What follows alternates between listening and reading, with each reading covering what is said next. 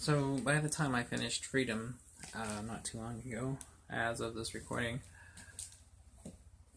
I realized that,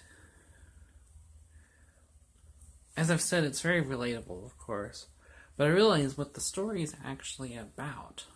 Like, the theme, at its core, is about the choices we make. The whole thing, I was thinking, I was like, yeah, this is relatable, and of course it's about, like I said, it's about relationships and the tangled messes of them, and family, and the nature of love and desire and all that. And that's all true. That's all accurate as to what this is about. But at the end of the day, freedom is ultimately about our choices. It's about the things we decide to do with our lives. It's about the things that we choose to do or not to do, and how they affect not only ourselves, but those around us, and how they may or may not be the right choices. And how they're also not exactly apparent if they're the right choice or not. This novel exhaustively kind of chronicles like the various choices these characters make.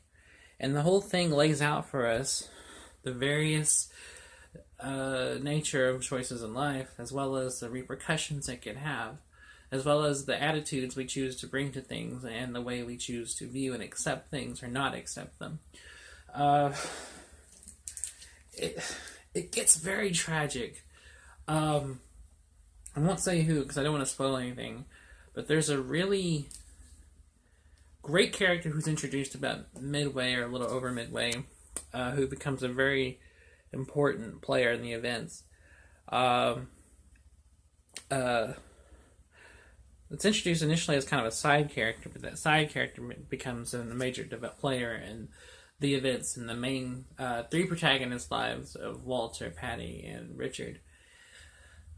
This character dies, and it's very sad. I was very emotional, and I didn't realize how much I liked that character till it happened, and I was like almost crying. I was like, oh my god.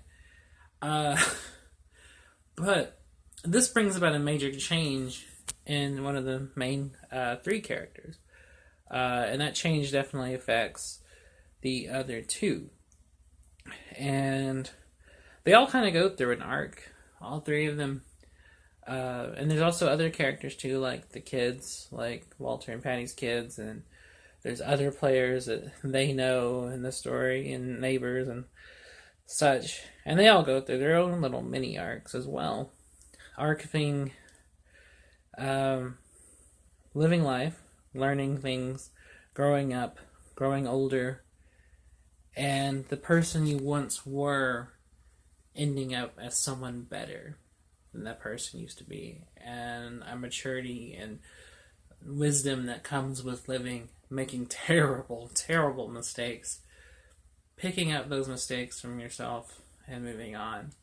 And that's what this novel is about. It's about the choices we make, but it's also about maturity and wisdom to accept that we all have done stupid shit, we've all made bad decisions, but the grace to learn from them, move on, and make better decisions. It's about letting go of old hate, letting go of old fears, letting go of negative things in your personality. It's about shedding your old skin, your old negative self, and growing and learning to become a new self. That's ultimately what freedom is about. And it does have a happy ending, or rather a bittersweet ending. It's an ending that is happy, narratively, but also at the same time it's tinged with a lot of sadness, but also a hopefulness at the same time. The story gets the darkest point. The story narratively gets to the darkest point it gets to, and it becomes very somber, very dark, very depressing. But then these characters all kind of reach their ultimate conclusions, where they've all reached the better selves that they are trying to be, mature. And it ends on this kind of hopeful note of these characters have moved on, they've matured, they've grown, and so can we. And that's what it's about. So it's great. I really like it. It's one of my favorites of the year so far, and I'm definitely going to be It's definitely going to be my favorite for just ever. It's just one of the best books I've read, period.